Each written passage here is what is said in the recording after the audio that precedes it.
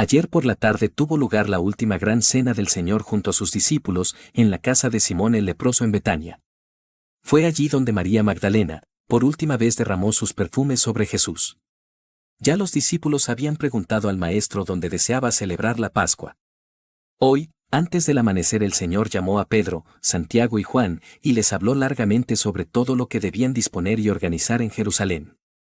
Les indicó que, al subir al monte de Sión, encontrarían a un hombre portando un cántaro de agua.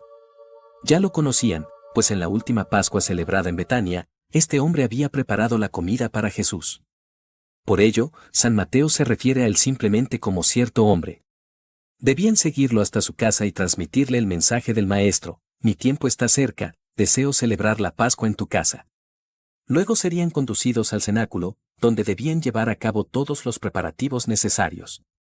Vi a los 2 apóstoles dirigirse a Jerusalén y, al llegar a una pequeña subida cerca de una casa antigua con numerosos patios, encontraron al hombre que Jesús les había señalado. Lo siguieron y le comunicaron el encargo del Maestro.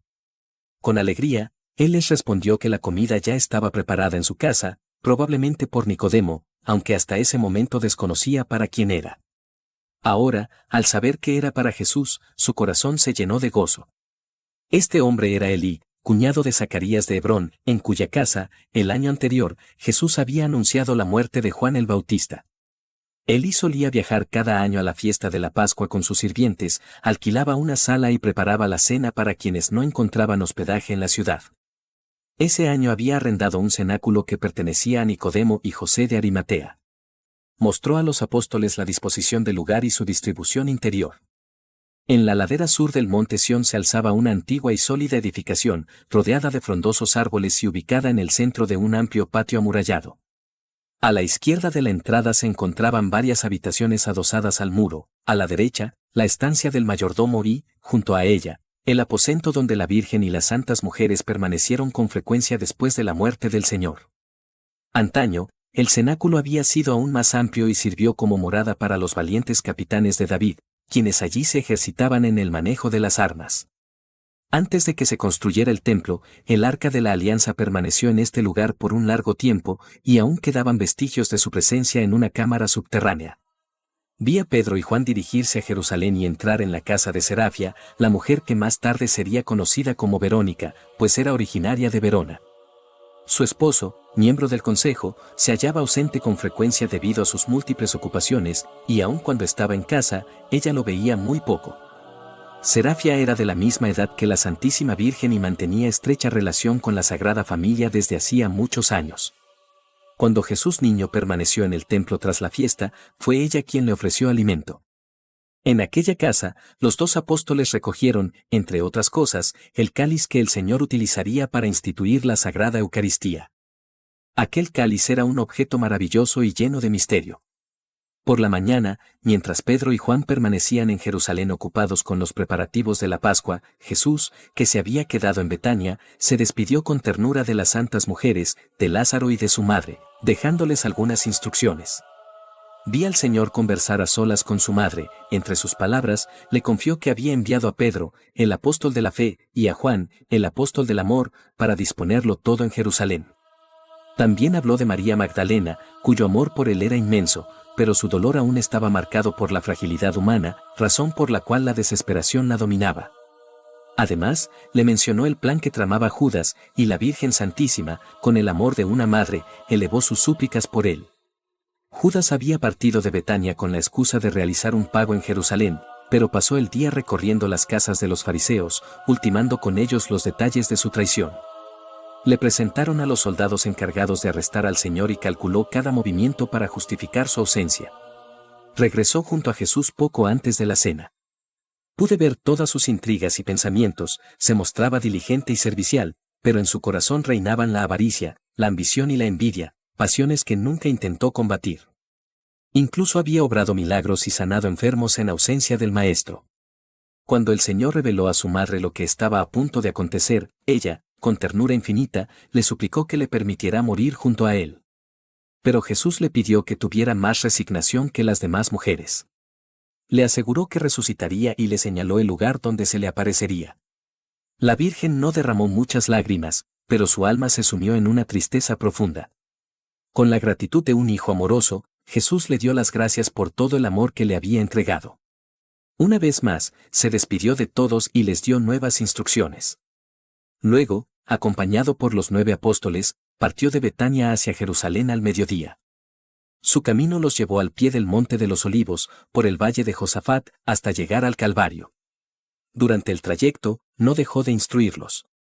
Les dijo, entre otras cosas, que hasta ese momento les había dado su pan y su vino, pero que aquella noche les entregaría su propia carne y su propia sangre, dejándoles así todo cuanto poseía.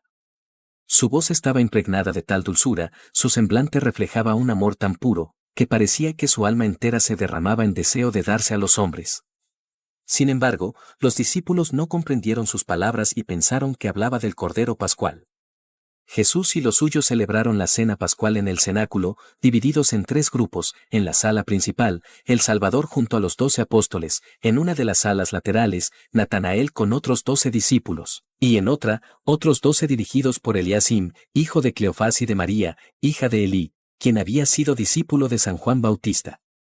Para ellos, se sacrificaron 3 corderos en el templo. Había, además, un cuarto cordero, que fue inmolado en el propio cenáculo. Este fue el que Jesús compartió con sus apóstoles. Judas desconocía este detalle, sumido en sus maquinaciones, no estaba presente cuando se llevó a cabo el sacrificio y regresó apenas unos instantes antes de la comida. El sacrificio del cordero destinado al Señor y a los apóstoles fue un acto profundamente simbólico. Se llevó a cabo en el vestíbulo del cenáculo, mientras los discípulos entonaban el Salmo XV. Jesús habló entonces de la llegada de una nueva era, explicando que los sacrificios de Moisés y la figura del Cordero Pascual estaban a punto de cumplirse. Por esta razón, el Cordero debía ser inmolado del mismo modo que en Egipto, pues estaba por consumarse la verdadera liberación de la esclavitud. Se prepararon todos los utensilios necesarios. Un pequeño cordero, adornado con una corona, fue enviado a la Santísima Virgen, que se hallaba con las santas mujeres. Lo trajeron atado sobre una tabla, con el cuerpo fijado en el centro, de una manera que evocaba la imagen de Jesús atado a la columna y flagelado. El hijo de Simeón sostenía la cabeza del animal. Jesús, con gravedad y recogimiento, hizo en su cuello una pequeña incisión con la punta de un cuchillo, y el hijo de Simeón completó el sacrificio. El Señor parecía reacio a herirlo, lo hizo con rapidez, pero con solemne seriedad. La sangre fue recogida en un recipiente y, con un manojo de hisopo, Jesús la tomó y fue hasta la puerta de la sala. Allí, untó con ella los 2 pilares y la cerradura, fijando en lo alto el ramo teñido de sangre. Luego, instruyó a sus discípulos, diciéndoles que cuando él mismo, el verdadero Cordero Pascual, fuera sacrificado, debían adorar en ese lugar sin temor, pues el ángel exterminador pasaría de largo. Un nuevo tiempo y un nuevo sacrificio estaban por comenzar y habrían de perdurar hasta el fin de los tiempos. Después de esto, se dirigieron a la parte más alejada de la sala, junto al hogar donde en otro tiempo había reposado el arca de la alianza. Allí, Jesús derramó la sangre del cordero, consagrando aquel lugar como un altar. Luego, acompañado por sus apóstoles, recorrió el cenáculo, dedicándolo como un nuevo templo. Durante este tiempo, las puertas permanecieron cerradas. Mientras tanto, el hijo de Simeón ya había preparado el cordero. Lo colocó sobre una tabla, con las patas delanteras atadas a un palo colocado al revés y las traseras extendidas a lo largo de la madera. La imagen recordaba a Jesús en la cruz. Luego, lo introdujeron en el horno para ser asado junto con los otros 3 corderos traídos del templo. Los comensales se vistieron con los atuendos de viaje que estaban dispuestos en el vestíbulo, sandalias diferentes, un manto blanco semejante a una túnica y una capa más corta por delante que por detrás. Se remangaron las vestiduras hasta la cintura y arremangaron también sus amplias mangas. Luego, cada grupo tomó su lugar en la mesa que le correspondía, los discípulos en las salas laterales y el Señor con sus apóstoles en el cenáculo. Según mi recuerdo, a la derecha de Jesús estaban Juan, Santiago el mayor y Santiago el menor, en el extremo de la mesa, Bartolomé, y a su lado, Tomás y Judas Iscariote. A la izquierda del Señor se encontraban Pedro, Andrés y Tadeo, en el extremo, Simón, y junto a él, Mateo y Felipe. Después de la oración, el mayordomo colocó ante Jesús el cuchillo para partir el cordero y una copa de vino frente a él. Luego, llenó 6 copas, una para cada 2 apóstoles. Jesús bendijo el vino y lo bebió, y los apóstoles compartieron las copas entre sí. Después, el Señor partió el cordero y cada uno de los apóstoles presentó su pan para recibir su porción. Comieron con premura, acompañando la carne con ajos y hierbas amargas mojadas en salsa. Permanecieron de pie durante la cena, apoyándose apenas en el respaldo de sus asientos. Jesús tomó entonces uno de los panes ácimos, lo partió y guardó una parte para él, mientras distribuía la otra. Se trajo otra copa de vino, y el maestro dijo: «Tomad este vino hasta que venga el reino de Dios». Luego de la cena, entonaron cantos, Jesús oró e instruyó a sus discípulos. Después de lavarse nuevamente las manos, todos tomaron asiento en sus lugares. Al inicio, Jesús se mostró afectuoso con sus apóstoles, sin embargo, pronto su semblante se tornó serio y melancólico. Entonces les dijo: «Uno de vosotros me entregará, uno cuya mano está conmigo en esta mesa». Había un único plato de lechuga, del cual el Señor servía a quienes tenía a su lado, y encargó a Judas, que estaba sentado enfrente, que repartiera por su lado. Cuando Jesús mencionó la traición, sus palabras llenaron de inquietud a los apóstoles. Dijo: «Un hombre cuya mano está en la misma mesa o en el mismo plato que la mía», lo que significaba: uno de los 12 que comen y beben conmigo, uno que participa de mi pan. No reveló abiertamente la identidad de Judas a los demás, pues compartir el mismo plato era un signo de intimidad y confianza. Sin embargo, con ello quiso advertirle, pues en ese momento Judas metía la mano en el mismo plato que el Señor para repartir la lechuga. Jesús añadió: «El Hijo del Hombre se va, tal como está escrito de él, pero ay de aquel que lo entrega. Más le valdría no haber nacido». Estas palabras perturbaron a los apóstoles, quienes, angustiados, comenzaron a preguntarle uno tras otro: «Señor, ¿soy yo?». Sabían que no comprendían del todo lo que él decía. Pedro, inquieto, se inclinó hacia Juan, quien estaba recostado detrás de Jesús, y le hizo señas para que le preguntara quién era el traidor. Pedro había recibido algunas advertencias del maestro y temía que lo estuviera señalando a él. Juan, que estaba sentado a la derecha de Jesús, comía apoyado sobre su brazo izquierdo y usaba la mano derecha. Su cabeza descansaba cerca del pecho del Señor. Se recostó sobre su seno y le susurró: «Señor, ¿quién es?». Entonces recibió la señal de a quién se refería. No vi que Jesús se lo dijera con los labios, sino que Juan lo comprendió cuando el Señor mojó un pedazo de pan con la lechuga y se lo presentó afectuosamente a Judas. Judas también preguntó: «Señor, ¿soy yo?». Jesús lo miró con amor y le respondió en términos generales. Para los judíos, recibir pan mojado de manos de otro era un gesto de amistad y confianza. Jesús, con ternura y cordialidad, intentó hacerle comprender la gravedad de su acción sin exponerlo ante los demás. Pero Judas, lejos de conmoverse, ardía en su interior con una rabia silenciosa. Durante la comida, vi junto a él una figura espantosa, sentada a sus pies, que en ciertos momentos ascendía hasta su corazón. No vi que Juan le revelara a Pedro lo que había comprendido, pero con su mirada logró tranquilizarlo. Al terminar la cena, se levantaron de la mesa y comenzaron a acomodar sus vestiduras, según la costumbre previa a los actos solemnes. En ese momento, el mayordomo entró con 2 criados para retirar la mesa. Jesús le pidió que trajera agua al vestíbulo y luego salió de la sala junto con sus sirvientes. De pie, en medio de sus apóstoles, les habló con gran solemnidad durante un tiempo. No puedo recordar con precisión cada palabra de su discurso, pero sé que habló de su reino, de su regreso al Padre y de lo que dejaría al separarse de ellos. También enseñó sobre la penitencia, la confesión de las culpas, el arrepentimiento y la justificación. Comprendí que estas palabras estaban relacionadas con el lavatorio de los pies. Vi que todos reconocían sus pecados y se arrepentían, excepto Judas, cuyo corazón permanecía endurecido. Su discurso fue largo y solemne. Cuando concluyó, Jesús envió a Juan y a Santiago el menor a buscar agua en el vestíbulo y pidió a los apóstoles que dispusieran las sillas en semicírculo. Luego, se dirigió al vestíbulo y, tras ceñirse una toalla alrededor del cuerpo, se preparó para lavarles los pies. Mientras tanto, los apóstoles intercambiaban palabras entre ellos, debatiendo quién sería el primero entre ellos. Jesús les había anunciado con claridad que pronto los dejaría y que su reino estaba próximo. Sin embargo, seguían convencidos de que el Señor tenía un plan secreto y que hablaba de un triunfo terrenal que se revelaría en el último momento.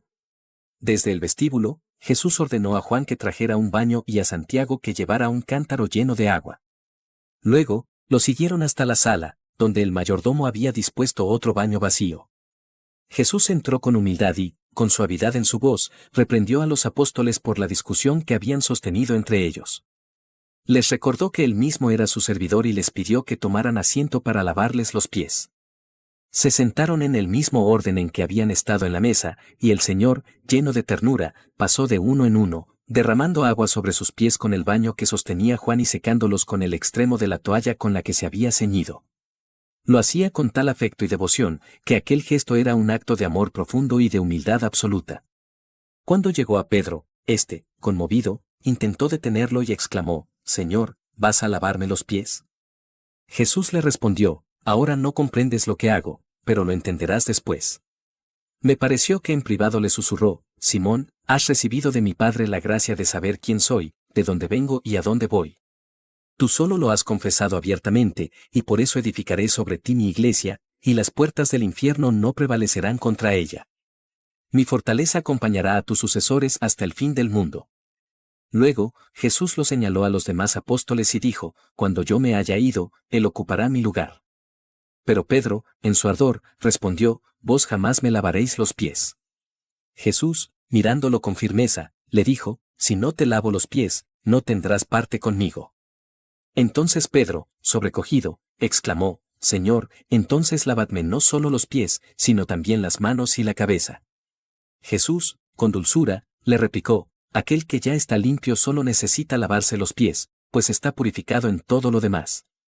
Vosotros estáis limpios, pero no todos». Sus palabras iban dirigidas a Judas. Jesús hablaba del lavatorio de los pies como una purificación de las faltas cotidianas, pues los pies, en contacto constante con la tierra, se ensucian con facilidad a menos que se vele por su limpieza. Este lavatorio no era solo un acto externo, sino un signo espiritual, una especie de absolución. Pedro, en su celo, solo veía en ello una humillación demasiado grande para su maestro, sin comprender que, al día siguiente, Jesús se humillaría aún más, entregándose a la muerte ignominiosa de la cruz para salvarlo. Cuando llegó el turno de Judas, Jesús lo lavó con la misma cordialidad y afecto que a los demás. Se inclinó, acercó su rostro a sus pies y, en voz baja, le dijo que debía reflexionar y entrar en sí mismo, pues hacía ya un año que su corazón había sido infiel. Pero Judas fingió no oírlo y, con indiferencia, comenzó a hablar con Juan. Pedro, al notar su actitud, se irritó y le dijo con severidad: «Judas, el maestro te habla». Entonces, Judas respondió con evasivas: «Señor, Dios me libre». Los demás no se dieron cuenta de aquel intercambio, pues Jesús había hablado en voz baja y ellos estaban ocupados poniéndose el calzado. De todo lo que sufrió en su pasión, nada hirió tanto el corazón del Salvador como la traición de Judas. A pesar de ello, Jesús continuó lavando los pies de los demás con la misma paciencia y amor. Lo hizo también con Juan y Santiago, y luego les enseñó sobre la humildad, recordándoles que el mayor entre ellos debía ser el servidor de los demás. Les exhortó a lavarse los pies unos a otros con humildad, como él lo había hecho. Finalmente, se puso nuevamente sus vestiduras, mientras los apóstoles desataban las suyas, que habían ceñido para la cena pascual. Por indicación del Señor, el mayordomo volvió a disponer la mesa, que había sido retirada momentáneamente. La colocó en el centro de la sala y dispuso sobre ella un jarro lleno de agua y otro de vino. Pedro y Juan fueron a buscar el cáliz que habían traído desde la casa de Serafia. Lo llevaron entre ambos con reverencia, como si transportaran un tabernáculo, y lo colocaron sobre la mesa, frente a Jesús. También había una fuente ovalada con 3 panes ácimos, blancos y delgados, que fueron dispuestos sobre un paño junto con el medio pan que el Señor había reservado de la cena pascual. Además, sobre la mesa se hallaban un vaso con agua y vino, y 3 pequeñas cajas, una con aceite espeso, otra con aceite líquido y la tercera vacía. Desde tiempos antiguos, existía la costumbre de compartir el pan y beber del mismo cáliz al final de la comida, como símbolo de fraternidad y amor, ya fuera para recibir a un huésped o para despedirse. Aquella noche, Jesús elevó este gesto a la dignidad del más santo de los sacramentos. Hasta entonces, había sido solo una figura, ahora se convertía en una realidad divina. El Señor se encontraba entre Pedro y Juan, las puertas estaban cerradas y todo se realizaba en un ambiente de recogimiento y solemnidad. Cuando el cáliz fue sacado de su bolsa, Jesús elevó una oración y habló con gran majestad. Lo vi explicar el significado de la cena y de cada uno de los ritos. Se asemejaba a un sacerdote enseñando a otros cómo celebrar el santo sacrificio. Tomó una tablita de entre los vasos y extendió sobre ella y sobre el azafate el paño blanco que cubría el cáliz. Luego, sacó los panes ácimos del paño que los protegía y los colocó sobre aquella tapa. Extrajo también de dentro del cáliz un vaso más pequeño y dispuso a ambos lados las 6 copas que lo rodeaban. Entonces, bendijo el pan y los óleos, según creo.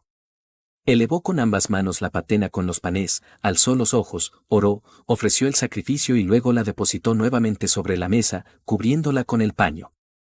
Tomó después el cáliz y pidió a Pedro que vertiera en él el vino, mientras Juan añadía el agua previamente bendecida. Con una pequeña cucharilla, el Señor agregó un poco más de agua, tras lo cual bendijo el cáliz, lo alzó en oración, realizó la ofrenda y lo colocó sobre la mesa. Luego, Juan y Pedro vertieron agua sobre sus manos. Aunque no puedo recordar con exactitud el orden de cada gesto, todo me evocaba de manera extraordinaria el santo sacrificio de la misa. A medida que avanzaba la ceremonia, Jesús irradiaba un amor cada vez más intenso. Les dijo que estaba a punto de darles todo lo que tenía, es decir, a sí mismo. En ese momento, parecía consumirse en amor.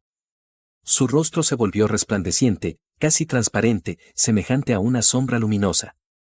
Partió el pan en múltiples pedazos y los colocó sobre la patena. Luego, tomó un fragmento del primer pedazo y lo dejó caer dentro del cáliz. Sus palabras eran como fuego y luz, y entraban en el alma de los apóstoles, excepto en la de Judas, que permanecía oscura. Jesús tomó la patena con los trozos de pan y dijo, «Tomad y comed, este es mi cuerpo, que será entregado por vosotros». Extendió su mano derecha en señal de bendición y, mientras lo hacía, una luz resplandeciente brotó de él. Sus palabras eran luminosas y el pan, al entrar en la boca de los apóstoles, parecía un cuerpo radiante. Vi cómo todos eran penetrados de luz, excepto Judas, que permanecía envuelto en tinieblas. Jesús presentó el pan primero a Pedro, luego a Juan y, después, hizo una seña a Judas para que se acercara.